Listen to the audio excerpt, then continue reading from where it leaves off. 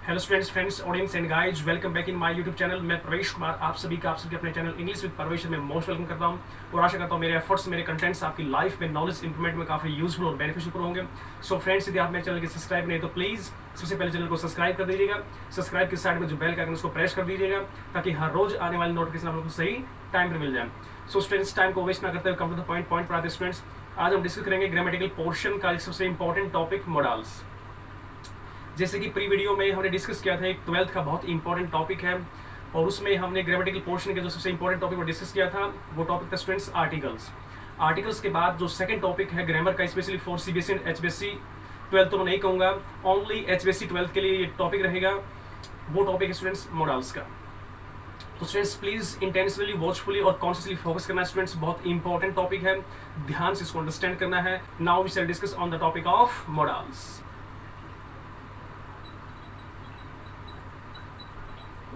सबसे इंपॉर्टेंट बात इसमें क्या है स्टूडेंट्स की मोडाल्स जो लिखा गया है, अब इसमें जो प्रोनाउंसिएशन होता है, जो इसका एक्सेंट होता है, इसमें काफी जो है सस्पेंशन रहता है कि इसको मॉडल्स कहें या मोडाल्स कहें। So first need to know the exact pronunciation of this word.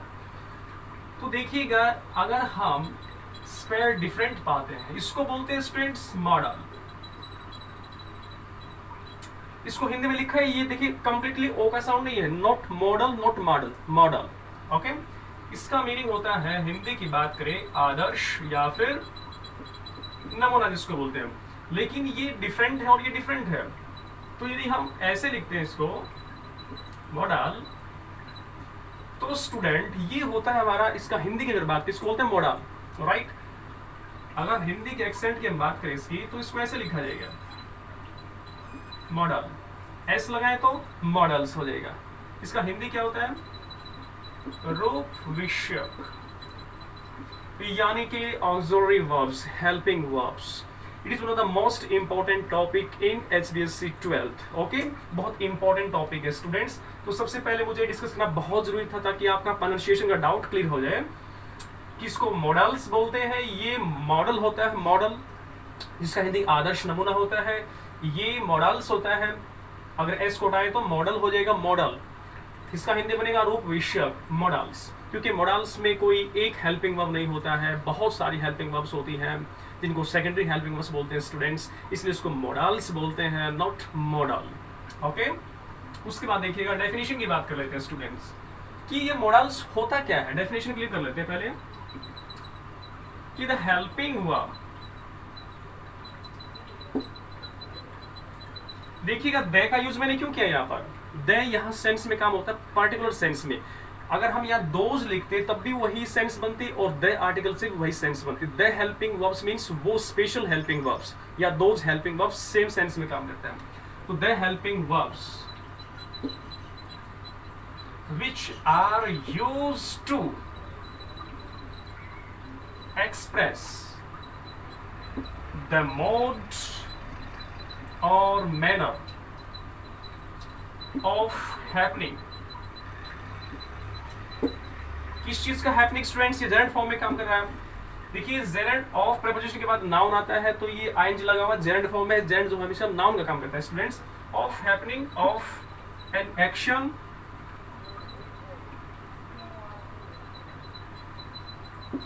or event that is called modal। alright, और यदि आप इसको modals लिखते हो तो फिर क्या लिखना होगा, are called modals। तो students, I hope that you have got it properly। The definition of modals is totally clear here। The helping verbs या फिर ये मानिए दोज हेल्पिंग वर्ब्स, वो सहायक क्रियाएं विच आर यूज, इनका प्रयोग होता है किस सेंस में, टू एक्सप्रेस, व्यक्त करने के लिए, द मोड और मैनर, तौर तरीका, ढंग, ऑफ हैपनिंग, घटित होने का, ऑफ एन एक्शन और इवेंट, किसी घटना, किसी कार्य के होने का जो मोड और मैनर होता है, जो उसका तौर तरीका होता है, जो ढंग होता है। देखिए, जब कोई एक्शन परफॉर्म होता है तो उसको किस ढंग से, किस मैनर से, किस वे से उसको परफॉर्म किया जाता है, उस वे को ही, उस मैनर को ही हम मोडाल्स बोलते हैं। ऑफ एन एक्शन और event that is called modal या फिर are called modals, right. So very simple students, I hope that you have got it properly. तो देखिए इसमें किस प्रकार की सेंस होती है, कैसे मोड और मैनर होते हैं students. They are used to give an expression of ability, comma, permission, comma, and possibility and probability etcetera. Students देखिएगा किस प्रकार का मोड और मैनर।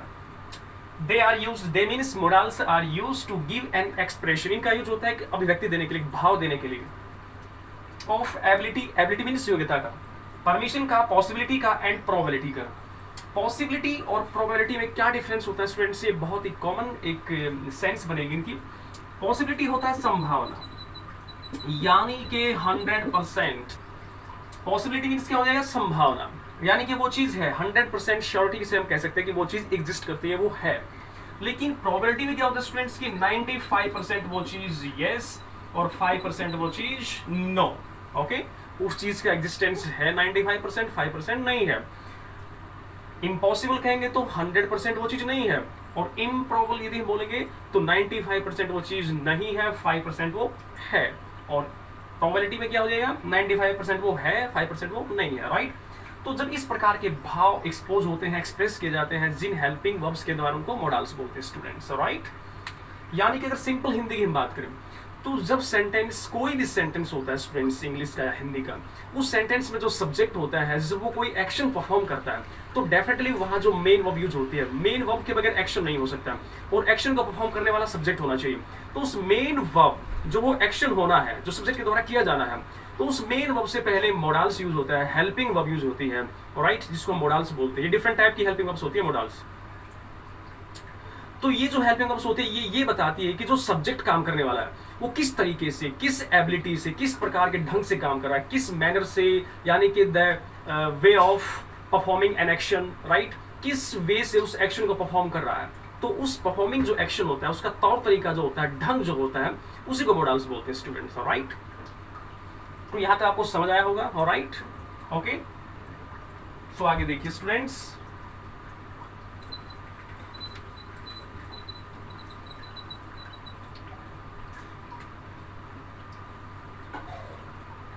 अब इसमें पढ़ लेते हैं कि फीचर्स ऑफ मोडाल्स, यानी कि some special features of modals. Modals के कुछ स्पेशल फीचर्स होते हैं, कुछ विशेषताएं होती हैं, वो देख लेते हैं। फीचर्स ऑफ मोडाल्स, जो फर्स्ट फीचर रहेगा स्टूडेंट्स, ये बहुत इंपॉर्टेंट पॉइंट है जो फीचर्स मैं आपको बताने वाला हूं। सो प्लीज इंटेंशनली, वॉचफुली और कॉन्शियसली इस चीज को वॉच करना, अंडरस्टैंड करना है।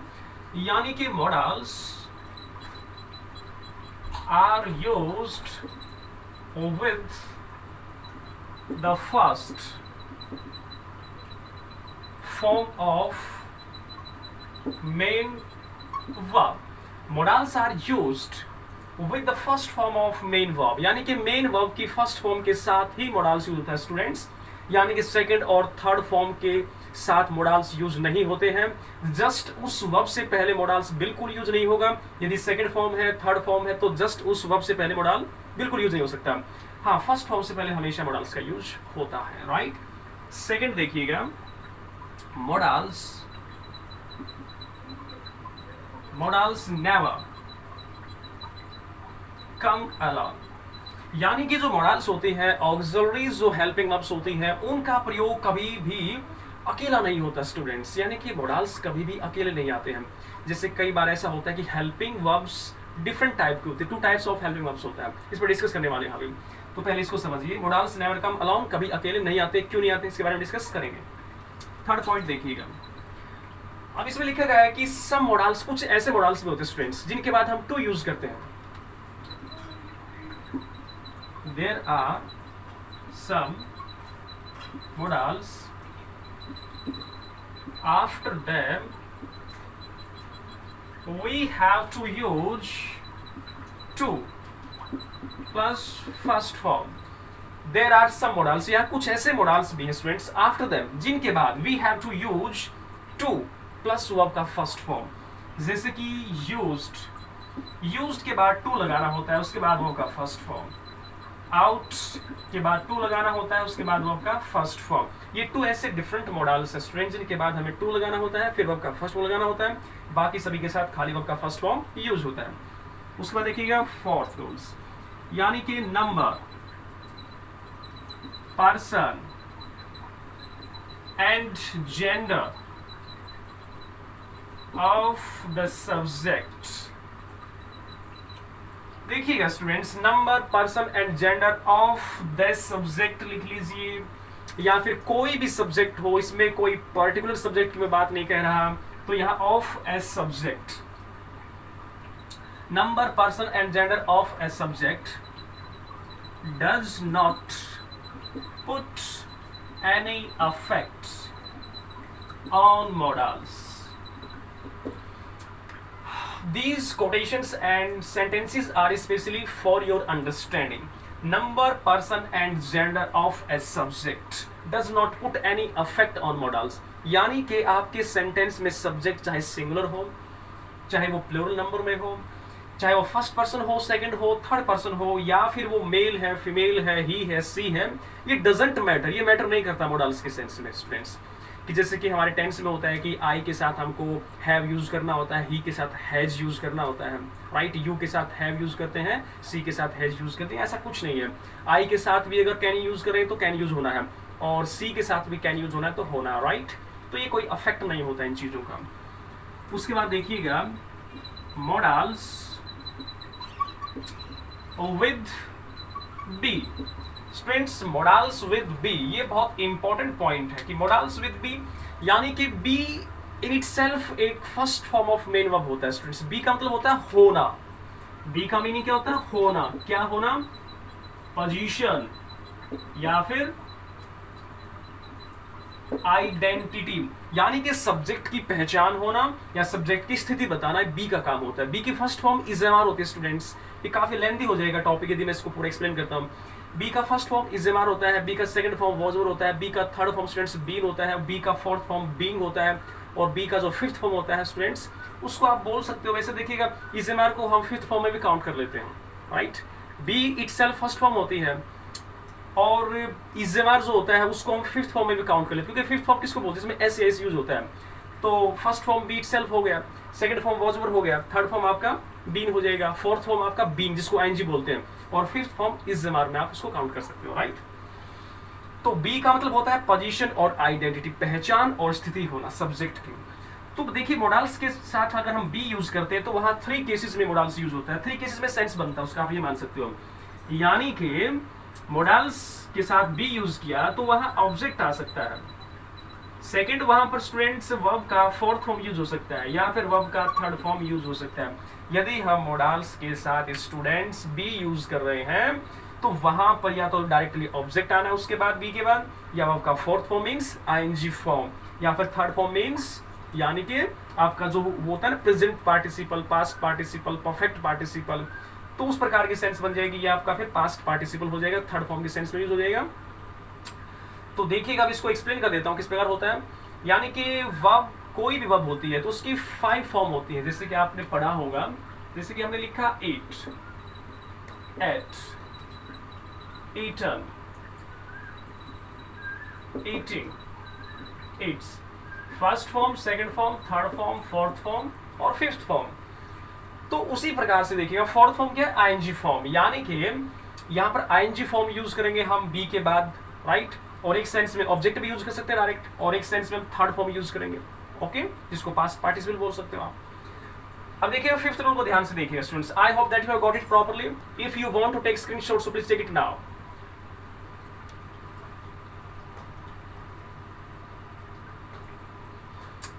Okay, complete. देखिएगा next point,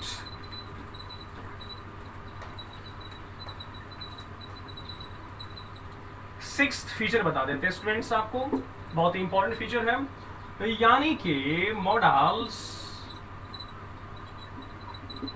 with have plus third form, ये बहुत इंपॉर्टेंट है स्टूडेंट्स, ये फीचर लास्ट वाला। मॉडल्स के साथ यदि हम हैव यूज कर रहे हैं तो वहां पर थर्ड फॉर्म यूज होगा, जैसे कि हमने लिखा मस्ट हैव, थर्ड फॉर्म हो जाएगा, या फिर हमने लिखा मे हैव, तो स्टूडेंट्स उसके बाद वर्ब का थर्ड फॉर्म यूज होता है। ये जो सिंपल जो एक फीचर्स थे यहाँ पर आप बोल सकते हो कि एक इंपॉर्टेंट इस कॉन्सेप्ट को समझने के लिए जो स्पेशल फीचर्स थे वो आपको मैंने यहाँ एक्सप्लेन किए। 6 फीचर्स हैं। बिफोर स्टार्टिंग मॉडल्स ये सीखना बहुत जरूरी था स्टूडेंट्स। अब देखिएगा जो मैंने 6 यहाँ भी लिखवाए हैं उनके एग्जाम्पल दे देता हूँ आपके सामने की।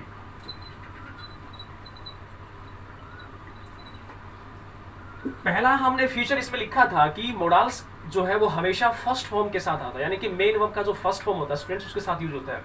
जैसे मैंने कहा कि ही कैन डू इट, तो स्टूडेंट्स देखिएगा ही सब्जेक्ट हो गया, डू यहाँ मेन वर्ब है स्टूडेंट्स, कैन हमारा क्या हुआ, मॉडल हुआ। ओके, तो देखिए फर्स्ट फॉर्म से पहले हमने कैन यूज किया है स्टूडेंट्स। इसको बोलते हैं कि मॉडल्स का यूज हमेशा जो मेन वर्ब होता है उससे पहले होता है, और मेन वर्ब की कौन सी फॉर्म होनी चाहिए, फर्स्ट फॉर्म होनी चाहिए।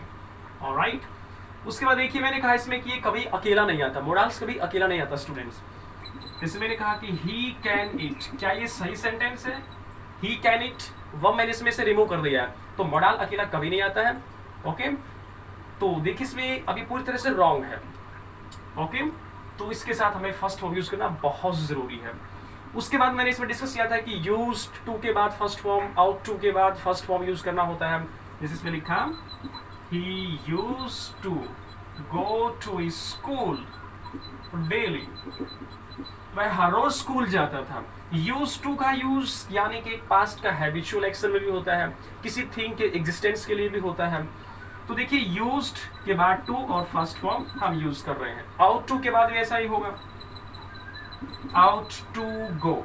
अब इसका मतलब होता है चाहिए। शुड और आउट टू की सेम सेंस होती है स्टूडेंट्स, कोई ज्यादा मेजर डिफरेंस नहीं होता, बिल्कुल सिमिलरिटी होती है। तो आउट टू यूज करें या शुड यूज करें। ऑलराइट, तो देखिए आउट के बाद भी टू लिखा है और यहाँ पर फर्स्ट फॉर्म यूज की है। उसके बाद हमने इसमें लिखा था कि नंबर, जेंडर, पर्सन का कोई अफेक्ट नहीं होता है मॉडल के ऊपर। जैसे कि हमने लिखा कि ही कैन डू इट, देखिए ही के साथ भी कैन यूज किया है।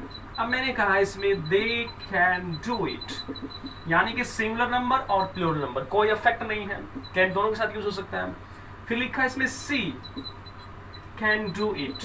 अब देखिए सी, इसमें जेंडर चेंज हो गया है, राइट, इसमें फीमेल जेंडर के साथ हम यूज कर रहे हैं तो भी कैन यूज हो सकता है।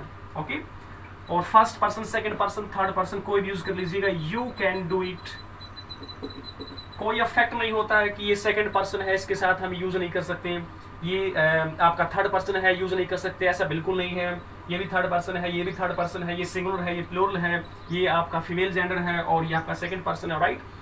तो ये न्यूट्रल जेंडर है।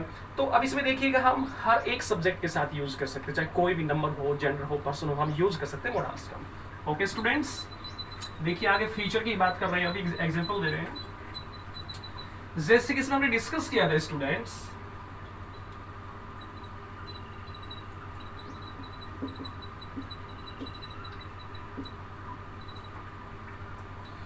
कि I will B at home. अब देखिएगा विल यहाँ मॉडल है स्टूडेंट, और बी क्या है, ये आपका वर्ब का फर्स्ट फॉर्म है। मेन वर्ब जो होता है वो फर्स्ट फॉर्म में आया हुआ है, ऑलराइट, मेन वर्ब जो हो फर्स्ट फॉर्म में है। ओके, तो अब देखिएगा मॉडल के बाद B itself first form I हुई है, तो उसके बाद हमने क्या देखा इधर, ये ऑब्जेक्ट। अब देखिए अगर वैसे इसको आप एक फॉर्मल वे में देखते होते आपको ऑब्जेक्ट दिखाई देते, लेकिन ये ऑब्जेक्ट नहीं है स्टूडेंट्स।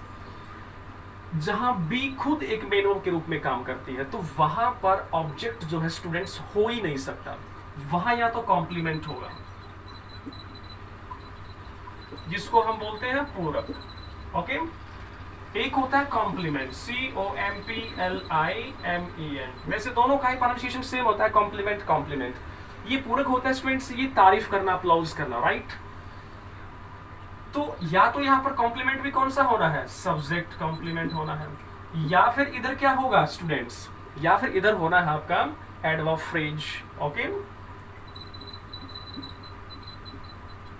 और जो सब्जेक्ट कॉम्प्लीमेंट होता है उसमें क्या आ सकता है, या तो नाउन आ सकता है, या प्रोनाउन आ सकता है, या एडजेक्टिव आ सकता है, वहां एडवर्ब नहीं आ सकता। अब देखिए एट होम, और कैसे पता लगाएं कि ये कॉम्प्लीमेंट है, सब्जेक्ट कॉम्प्लीमेंट है? अगर ये सब्जेक्ट कॉम्प्लीमेंट है स्टूडेंट्स तो इसमें नाउन हो सकता है, प्रोनाउन हो सकता है, एडजेक्टिव हो सकता है।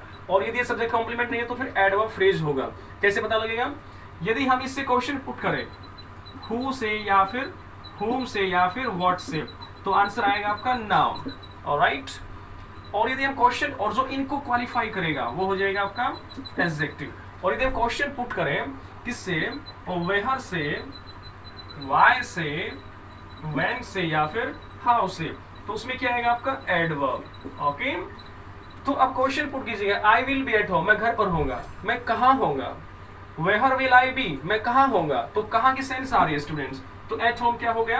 Adverb phrase. ये एडवर्ब फ्रेज क्यों हुआ? क्योंकि होम क्या है? नाउन, और नाउन से पहले क्या है? प्रपोजिशन। प्रपोजिशन के बाद हमेशा नाउन आता है स्टूडेंट्स, ये बात ध्यान रखने की है। तो अब इसमें देखिएगा, तो ये वेयर के क्वेश्चन से आंसर आ रहा है, तो एट होम घर पर, तो फिर ये हमारा एडवर्ब फ्रेज हो गया। ओके, ये आपको समझना है, क्योंकि हमारे पास प्रपोजिशनल फ्रेज होता है। प्रपोजिशनल फ्रेज में 3 फ्रेजेस इंक्लूडेड होते हैं, नाउन फ्रेज, एडजेक्टिव फ्रेज और एडवर्ब फ्रेज। तो ये हमारा एडवर्ब फ्रेज हो गया स्टूडेंट्स यहाँ। गुड। तो इसमें देखिए बी के बाद क्या यूज कर रहे हैं हम, आप इसको ऐसे समझ लीजिए कि ऑब्जेक्ट आ गया। अब इतना डीप जाने की जरूरत नहीं है आपको कि ये ऑब्जेक्ट है या कॉम्प्लीमेंट है, कब कॉम्प्लीमेंट आता है, या एडवर्ब फ्रेज है। बाकी मैंने आपकी नॉलेज के लिए समझा दिया है। तो हम मोडाल सीख रहे हैं, कोई वर्ब के टॉपिक पर डिस्कस नहीं करें। वैसे मोडाल्स भी वर्ब ही है स्टूडेंट्स। टेंस भी वर्ब, आपके एक्टिव पैसिव वर्ब्स होते हैं, पॉजिटिव वर्ब्स होती है, मोडाल्स भी वर्ब है। लेकिन अभी मोडाल्स पर ही फोकस करना है, ज्यादा डेप्थ में नहीं जाना है। ओके, तो अब इसको ऑब्जेक्टिव समझ लो आप। तो बी के बाद ऑब्जेक्ट डायरेक्टली यूज किया जा रहा है, तो आई विल बी एट होम, मैं घर पर होऊंगा। नेक्स्ट मैंने कहा था कि बी के बाद हम यूज कर सकते हैं आईएनजी फॉर्म, यानी कि वर्ब की fourth form means ING form. जैसे मैंने कहा कि I will be going to school, मैं स्कूल जा रहा हूँ। अब आपको कहोगे सर ये तो फ्यूचर कंटीन्यूअस टेंस हो गया, मोडल कहाँ है? तो देखिए ये हमारा जो है फ्यूचर कंटीन्यूअस मान लो इसको आप, या फिर इसको मोडाल्स के अंडरस्टैंडिंग में ले लो आप। बी आईएनजी फॉर्म है, राइट। तो बी के बाद आईएनजी यूज हो रहा है, और यदि इसको एग्जैक्टली मोडाल्स में ही लेना है आपको, तो वो देखिए एग्जांपल बहुत सिंपल रहेगा आपके लिए। यहां तक कंप्लीट हुआ स्टूडेंट्स? Okay,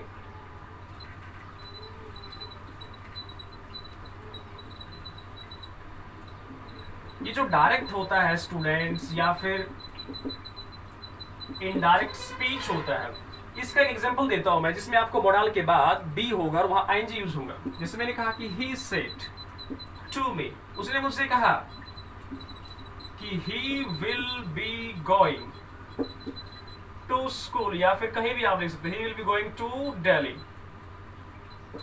tomorrow. वो जो है कल दिल्ली जा रहा होगा। ही सेड, उसने मुझसे कहा he will be going to Delhi tomorrow. देखिए विल बी गोइंग, अब आप कहोगे फ्यूचर कंटिन्यूअस है, मोडाल नहीं है, तो इसको मैं क्लियर कर देता हूं। He told me that, third person change नहीं होगा, नो चेंज। ही विल कहा जाएगा तो वुड, विल को वुड में बदलते हैं, चेंज करते हैं स्टूडेंट्स, और शेल को शुड में चेंज करते हैं। बी यू का you, going to Delhi tomorrow next day. अब आप इसको देखिए, वुड क्या है? मोडाल है, तो वुड बी गोइंग। तो डायरेक्ट से इनडायरेक्ट बनाएंगे तो मोडाल के साथ बी यूज होता है, बी के बाद हम आईएनजी यूज कर सकते हैं students. Okay, first object use होता है, सेकंड मोडाल के बाद बी, और बी के बाद आईएनजी होता है। और फोर्थ फॉर्म देखिएगा, यदि हम एक्टिव वॉइस से पैसिव वॉइस बनाते हैं तो फिर क्या होता है कि बी के बाद पहले क्या होगा? मोडाल होगा, फिर उसमें क्या यूज करेंगे? बी, और उसके बाद हम थर्ड फॉर्म यूज करेंगे। जैसे मैंने कहा कि he will boil the milk, यानी कि he will boil the milk, वह दूध को बॉयल करेगा, उबालेगा। अब इसका पैसिव बनाइएगा, द मिल्क, फ्यूचर इंडेफिनिट किस में जाएगा? फ्यूचर कंटिन्यूअस में जाएगा स्टूडेंट्स। तो the milk will be boiled by him, boiled by him, उसके द्वारा दूध उबाला जाएगा। तो विल बी के बाद थर्ड फॉर्म पैसिव सेंस में यूज हो रहा है, और विल बी या वुड बी के बाद आईएनजी फॉर्म डायरेक्ट इनडायरेक्ट में यूज कर सकते हैं, और मोडाल के बाद बी के बाद ऑब्जेक्ट हम सिंपली यूज कर सकते हैं। ओके, तो ये रहा आपका फिफ्थ रूल। और सिक्स्थ की बात कर लेते हैं स्टूडेंट्स, कि कोई भी मोडाल आप यूज कर सकते हो मोडाल के बाद यदि हैव यूज किया तो वर्ब का थर्ड फॉर्म लगना है। जैसे मैंने कहा कि he must have gone to Delhi, यानी कि मस्ट हैव वो काम हो चुका होगा। जब हम मोडाल के बाद हैव यूज करते हैं तो उसमें पास्ट का प्रोबेबिलिटी होता है स्टूडेंट, वो काम हो चुका होता है। लेकिन स्पीकर डाउट में होता है, सस्पेंशन में होता है कि वो काम हुआ है कि नहीं हुआ है, क्योंकि मैंने कहा पास्ट का प्रोबेबिलिटी, और प्रोबेबिलिटी में क्या होता है 95% यस होता है, 5% नो होता है। तो वह दिल्ली जा चुका होगा। गुड, इसका सेंस बनेगा कि वो काम हो चुका होगा। क्योंकि मोडाल के बाद हैव लगाने का मतलब क्या है, इसको आप यूज समझिए कि modal plus perfect tense. Modal ये हो गया मस्ट, और have plus third form perfect tense हो गया। तो modal plus perfect tense use करते हैं तो उसका हिंदी क्या होता है कि वो काम हो चुका होगा। कंप्लीट हुआ स्टूडेंट्स। उसके बाद देखिएगा, ये फीचर्स मैंने डिस्कस किया आपसे। मोडाल्स का जो प्रोनाउंसिएशन होता है, उसका जो एक्सेंट मैंने बताया, हिंदी में क्या होता है, इसका एक डिफरेंट जो वर्ड है इसका मीनिंग क्या होता है, डेफिनेशन क्या है, किस प्रकार यूज करते हैं, फीचर्स क्या है, मैंने आपको बताया। अभी हम डिस्कस कर रहे थे कि मोडाल्स एक्चुअल में है कितने students, how many modals are used in English grammar. तो कितने मोडाल्स यूज होते हैं वो देखिएगा। फर्स्ट, वैसे 13 होते हैं स्टूडेंट्स, सिलेबस के अकॉर्डिंग की बात की जाए। Will, would, shall, should, can, could, may, might, must, ought to, used to, or need, dare।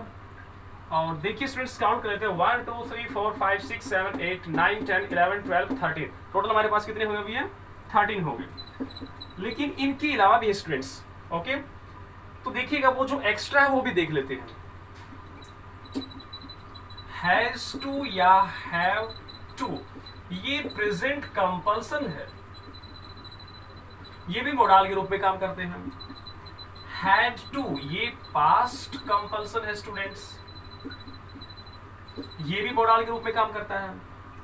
और विल हैव टू, सबके बाद वर्ब की first form, has to have to first form, had to first form, will have to first form. It is defined, okay, ये निर्धारित है कि modal के बाद फर्स्ट फॉर्म ही आना है। तो ये हमारा फ्यूचर कंपल्सन में काम करेगा, ओके। उसके बाद यदि हम लिखते हैं मे हैव टू, तो may have to first form, ये student future plus probability,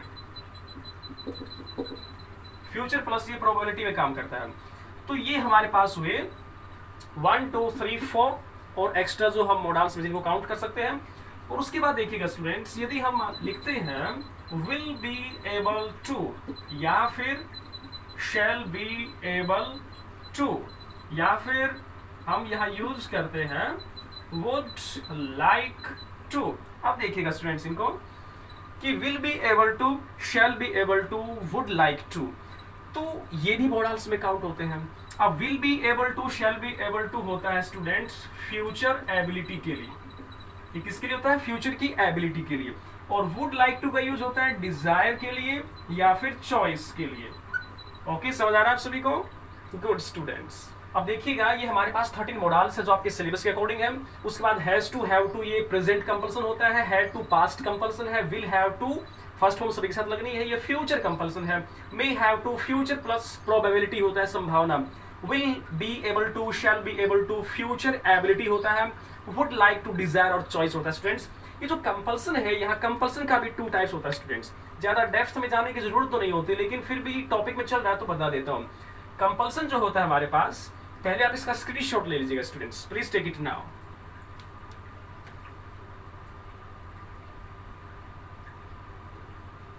okay students, so let's start now.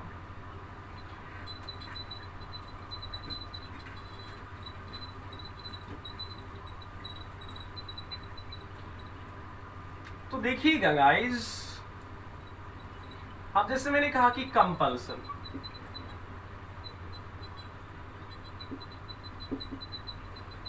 ये 2 टाइप्स का होता है, एक्सटर्नल स्टूडेंट्स और इंटरनल। अब जो एक्सटर्नल होता है वो एक आउटर फोर्स होता है, इंटरनल जो है एक इनर फोर्स होता है।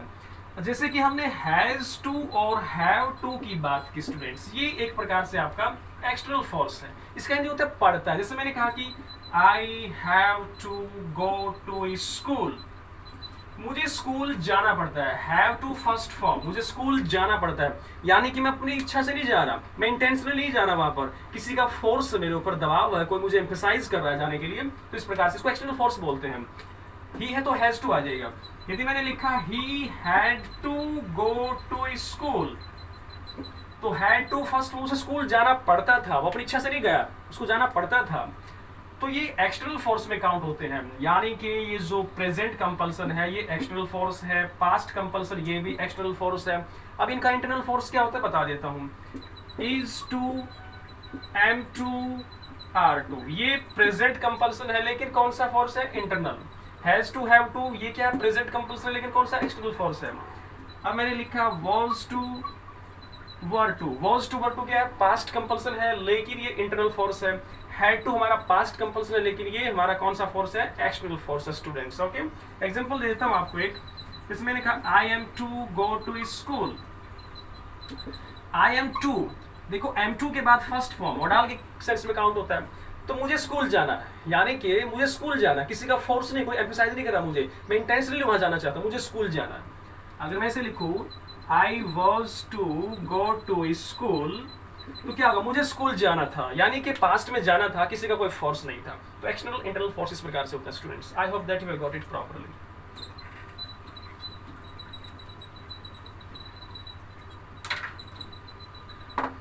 अब देखिएगा, फ्यूचर की बात कर रहे थे हम।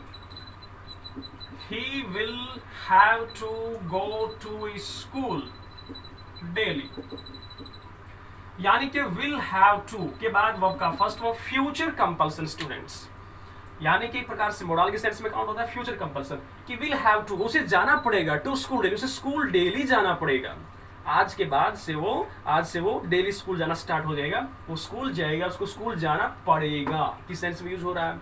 और यदि ऐसे यूज करेंगे तो he may have to go to school on foot tomorrow. He may have to go to school on foot tomorrow, यानी कि may have to के बाद फर्स्ट फॉर्म, उसे स्कूल जाना पड़ सकता है ऑन फुट पैदल, टुमारो, कल उसको स्कूल पैदल जाना पड़ सकता है, यानी कि फ्यूचर कल जाना पड़ सकता है। फ्यूचर प्लस प्रोबेबिलिटी, प्रोबेबिलिटी मतलब जाना पड़ सकता है, एक प्रोबेबिलिटी की सेंस क्या? संभावना की सेंस में काम हो रहा है, और कब? फ्यूचर में, तो फ्यूचर प्रोबेबिलिटीज को बोला जाएगा। क्या आपको समझ आ रहा होगा स्टूडेंट्स? ओके, उसके बाद हमने लिखा था वो विल बी एबल टू और शैल बी एबल टू। तो students will be able to, shall be able to क्या होता है? फ्यूचर का एबिलिटी होता है, यानी कि जैसे मैंने कहा कि he will be able to walk properly, he will be able to walk properly after 15 days, यानी कि स्टूडेंट्स 15 दिन के बाद ही विल बी एबल, वो समर्थ होगा टू वॉक, चलने में प्रॉपरली, पूरी तरह से, आफ्टर 15 डेज, 15 दिन के बाद उसमें वो कैपेबिलिटी होगी, वो एनर्जी बूस्ट होगी कि वो प्रॉपरली चल पाएगा। तो फ्यूचर कैपेबिलिटी है स्टूडेंट्स, राइट। और यदि हम यहां यूज कर रहे हैं, जैसे मैंने कहा he would like to go to school with me. अब इसमें क्या है students? He would like to go, वह जाना चाहेगा। वुड लाइक टू का मतलब होता है जाना चाहेगा। देखिएगा, विल बी एबल का हिंदी का अगर मीनिंग की बात करें तो होता है समर्थ होना या फिर सकना, उस काम को कर सकोगे, पाओगे। अब वहां आपको हिंदी मिलती है सकोगे, आप कहोगे सकोगे किसका इंग्लिश वर्ड है? कौन इसका इंग्लिश वर्ड बनेगा? ये हिंदी किसका है? तो देखिए सकोगे, मैं अब इसका हिंदी देखिए, he will be able to work properly after 15 days, 15 दिन के बाद वो अच्छे से चल सकेगा, या वो चल पाएगा, या वो चलने में समर्थ होगा। तीनों हिंदी जो है विल बी एबल टू का ही होता है स्टूडेंट्स। यदि यहाँ आई होता तो शैल बी एबल टू लगा देते हैं। और वुड लाइक का होता है, जैसे मैंने कहा, डिजायर और चॉइस। तो he would like to go to school with me, वह जाना चाहेगा स्कूल विद मेरे साथ, वह मेरे साथ स्कूल जाना चाहेगा, उसकी डिजायर है, राइट, वो इंटेंशनली मेरे साथ जाना चाहेगा, उसकी इच्छा हो रही है। और यदि मैं ऐसे कहूं कि you would like to go to Sonipat और पानीपत। तो स्टूडेंट्स में देखिएगा, you would like to go, तुम जाना चाहोगे सोनीपत और पानीपत, यानी कि तुम सोनीपत और पानीपत में कहा जाना चाहोगे। You would like to go, तुम जाना चाहोगे सोनीपत या पानीपत, दोनों में से कहा जाना चाहोगे। या फिर क्वेश्चन के सेंस में लिख लो कि would you like to go Sonipat और पानीपत, क्या आप सोनीपत जाना चाहोगे या पानीपत जाना चाहोगे। तो ये चॉइस में काम हो रहा है। He would like to go to school with me, मेरे साथ स्कूल जाना चाहेगा, यानी कि उसकी डिजायर है, उसका इंटेंशनली वो जाना चाहता है। तो ये मैंने आपको बताया अभी कंप्लीटली, यानी कि has to, have to, present compulsion, compulsion का टाइप्स बताया, had to past compulsion, is am are to present compulsion, ये इंटरनल फोर्स क्या है, एक्सटर्नल फोर्स बताया मैंने आपको। उसके बाद will have to future compulsion की बात की हमने, may have to future plus में प्रोबेबिलिटी की बात की है। उसके बाद will be able to, shall be able to, समर्थ होगे, पाओगे या उस काम को कर सकोगे के सेंस में काम किया है। उसके बाद वुड लाइक टू का यूज हम डिजायर में भी करते हैं, इंटेंशनल जो काम किया जाता है, या फिर चॉइस में काम हम करते हैं। ओके, उसके बाद देखिए स्टूडेंट्स,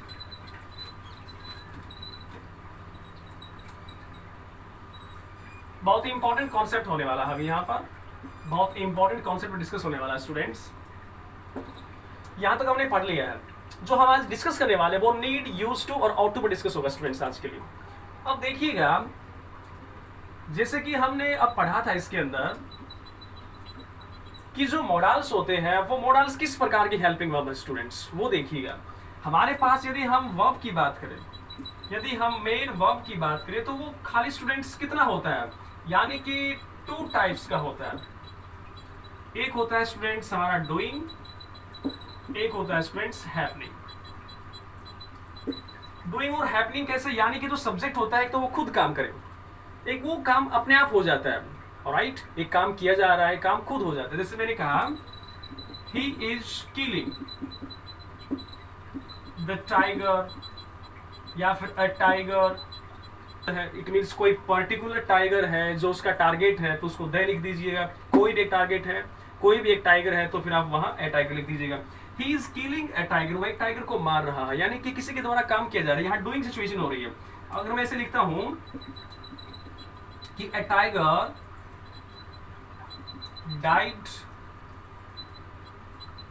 यस्टरडे, ए टाइगर डाइड यस्टरडे, यानी कि टाइगर जो है डाइड मरा, डाइड डाइड डाइड एक third form, second form, third form, तो एक पास्ट डेफिनेट है। ए टाइगर डाइड यस्टरडे, कल एक टाइगर मरा, मर गया। किसने मारा उसको, किसी ने नहीं, अपने आप वो मर गया। तो इसमें कौन सी सिचुएशन हो रही है, एक हैपनिंग सिचुएशन है। यहाँ पर जो किल है स्टूडेंट्स, वो क्या है, एक मेन वर्ब है, कौन सी टाइप की, डूइंग टाइप की है। अब ए टाइगर डाइड यस्टरडे, कल टाइगर मरा, ये सेकंड फॉर्म पास्ट डेफिनेट है, तो ये मेन वर्ब हुआ। किस प्रकार का हुआ, हैपनिंग हुआ। तो मेन वर्ब जो होता है 2 टाइप्स का होता है, डूइंग और हैपनिंग स्टूडेंट्स। लेकिन जो हेल्पिंग वर्ब हमारे पास होता है स्टूडेंट्स, हेल्पिंग वर्ब्स जो होती है उसका टाइप्स कितना होता है, वो किस प्रकार की होती है, उस पर डिस्कस कर लेते हैं स्टूडेंट्स। देखिएगा स्पेस कम है तो इसको मैं इरेज कर देता हूं पहले एक बार।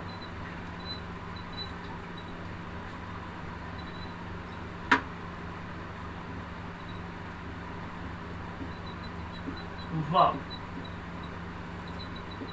Helping verb, main verb. Main verb क्या होती है, डू ग्रुप ऑफ वर्ब, जितनी वर्ब डू ग्रुप की होती है, यानी जिसमें काम किया जाता है, काम का करना है, होना पाया जाता है। यानी फिर आप ये बोल सकते हो डूइंग या फिर हैपनिंग। हेल्पिंग वर्ब्स होता है हमारे पास स्टूडेंट्स प्राइमरी, और सेकंड होता है secondary. Secondary helping verb, primary helping verb और सेकेंडरी हेल्पिंग वर्ब। प्राइमरी वो होता है जो मेन का भी काम करता है स्टूडेंट्स, मेन वर्ब का प्लस हेल्पिंग वर्ब का भी काम करता है, और सेकेंडरी खाली हेल्पिंग वर्ब का ही काम करता है। ये आपको समझ आना चाहिए, राइट। जैसे कि हमारे पास डू है students, does, is, am, are, या फिर आप हैज, हैव, ये प्रेजेंट की जितनी भी हेल्पिंग वर्ब है ये सभी प्राइमरी होती है, क्योंकि डू डज हेल्पिंग भी बनता है और मेन भी बनता है, आपको पता है। इज एम आर हेल्पिंग भी बनता है, मेन भी बनता है। हैज हैव हेल्पिंग का काम भी करता है, मेन का भी काम करता है। या फिर डिड लगा लीजिएगा, वॉज, वर, हैड, ये सभी हेल्पिंग और मेन दोनों काम करते हैं। लेकिन विल और शैल कभी मेन का काम नहीं करता, वो हेल्पिंग का ही काम करता है। तो इसमें दोनों क्वालिटी है स्टूडेंट्स, प्राइमरी के अंदर ये हेल्पिंग भी बनता है, मेन भी बनता है। लेकिन जो सेकेंडरी होता है वो खाली हेल्पिंग होता है, तो इनको क्या बोलते हैं, auxiliaries helping. Auxiliaries helping verbs, सहायक क्रियाएं, ऑक्सिलरीज क्या होता है, सहायक क्रियाएं होती हैं। इनकी जो क्वालिटी वो खाली हेल्पिंग बनने की होती है। तो हमारे पास जो 13 मेन मोडाल्स स्टूडेंट्स, जो मैंने बात किया 13, उसमें से अब 3 को माइनस कर दीजिएगा स्टूडेंट्स, 10 जो मोडाल्स बचते हैं वो 10 मोडाल्स कंप्लीटली हेल्पिंग काम करते हैं, जबकि जो 3 मोडाल्स हैं वो हेल्पिंग प्लस मेन वर्ब दोनों का काम करते हैं स्टूडेंट्स। और इन 3 में से एक तो ऐसा है जो हेल्पिंग का भी काम करता है, मेन वर्ब का भी काम करता है और एडजेक्टिव का भी काम करता है। आपको समझ आना चाहिए। Come to the point.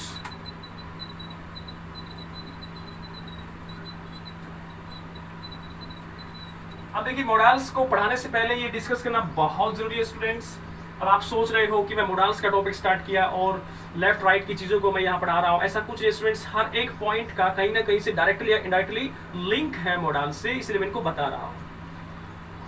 अब देखिएगा, जो हमारे पास विल है स्टूडेंट, शेल है, या फिर आप इसको यहाँ वुड, शुड, कैन, कुड, जो मैंने लिखा, may, might, must,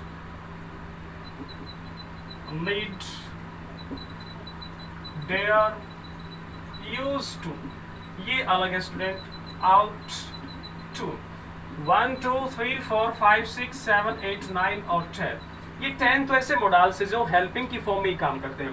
need, dare और यूज टू, ये स्टूडेंट्स हेल्पिंग भी बनते हैं और ये मेन भी बनते हैं, तीनों ही। लेकिन ये जो स्पेशल यूज टू है वो एडजेक्टिवली वर्क भी करता है। जैसे कि मैंने कहा कि आई नीड इट, मुझे इसकी आवश्यकता है, तो नीड क्या है, यहाँ मेन वर्ब का काम कर रहा है। अगर मैं ऐसे बोलता हूँ I need not go there, तो नीड के बाद नॉट, नॉट कब आता है स्टूडेंट्स, हेल्पिंग वर्ब के बाद नॉट लगता है, मेन वर्ब के बाद कभी नॉट नहीं लगता है।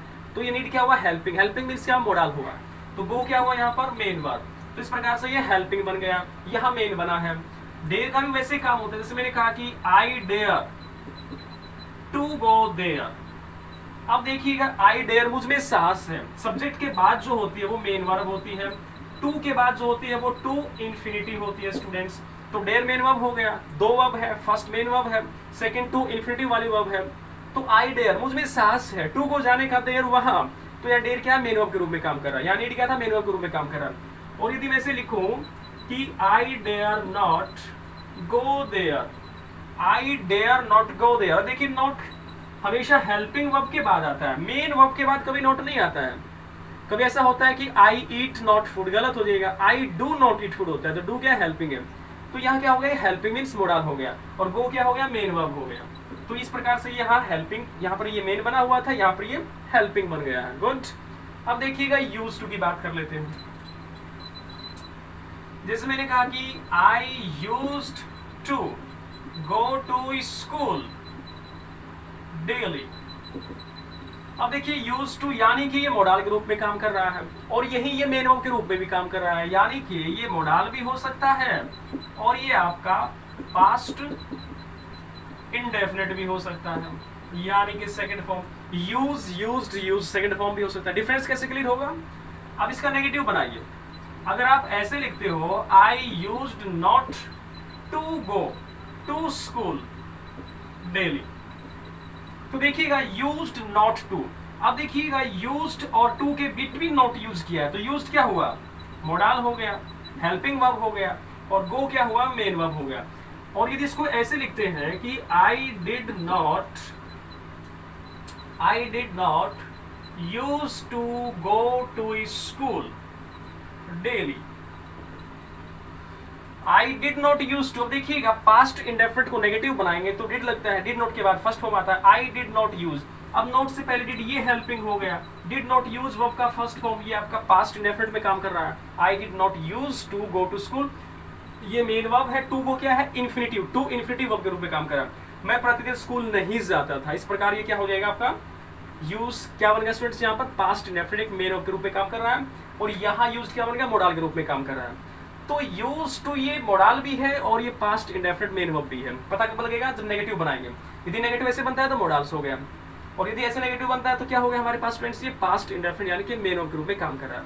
और एडजेक्टिवली काम कैसे करता है वो देखिए ध्यान से। एडजेक्टिवली काम कैसे करेगा स्टूडेंट्स, उस पर फोकस कीजिएगा। जैसे मैंने कहा कि I am used to sleeping late at night. अब देखिएगा ये जो एम है स्टूडेंट्स, ये मेन वर्ब है। बी की जो फर्स्ट फॉर्म होती है या फिर आप उसको फिफ्थ फॉर्म मान सकते हो, इज जो फिफ्थ फॉर्म होती है बी की, तो उसके बाद यूज क्या है, ये मेन वर्ब हो गया। तो ये हमारा स्टूडेंट्स एडजेक्टिवली वर्क कर रहा है। अब यूज टू क्या है, एडजेक्टिव है। स्लीपिंग क्या हो गया, ये जेरेड के रूप में काम कर रहा है। जेरेड क्या होता है, नाउन होता है। लेट एट नाइट, अब इसमें देखिएगा मैं आदि हूं, अब इसकी सेंस क्या बनेगी, आदि होना, जिसको इंग्लिश में आप ऐसे बोल सकते हो ACCUSTOMED, accustomed to। accustomed to का मतलब होता है आदि होना। I am used to sleeping, मैं सोने का आदि हूँ। लेट एट नाइट, रात में मैं लेट सोने का आदि हूँ। तो सोना क्या है, नाउन है। सोने का क्या, आदि। आदि किस चीज का, सोना। तो ये नाउन को क्वालिफाई कर रहा है, एडजेक्टिव बन रहा है स्टूडेंट्स यहाँ पर।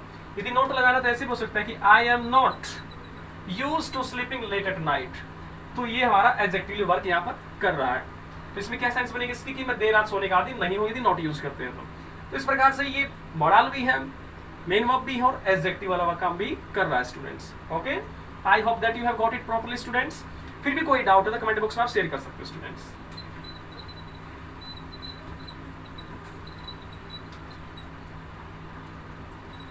अब देखिएगा बहुत इंपॉर्टेंट, यानी कि जो मैंने आपसे कहा इसमें कि नीड पर हम डिस्कस करेंगे, डेयर पर डिस्कस करेंगे और आपका यूज टू कंप्लीट इसमें पढ़ा जाएगा। अब आपको पता लग गया है कि ये दोनों मोडाल के रूप में भी काम करते हैं, मेन वर्ब के रूप में काम करते हैं। ये मोडाल बनता है, मेन बनता है और एडजेक्टिव भी बनता है।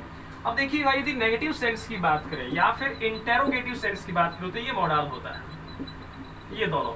और यदि ये नेगेटिव के साथ साथ इंटेरोगेटिव के साथ साथ यदि ये हमारे सिंपल भी यूज होते हैं तो ये स्टूडेंट्स टेंस के अकॉर्डिंग काम करते हैं। ये आपका क्या होता है, मेन वर्ब बनता है। यदि नीड और डेयर नेगेटिव सेंस में है, इंटेरोगेटिव सेंस में, तो मोडाल बनेगा।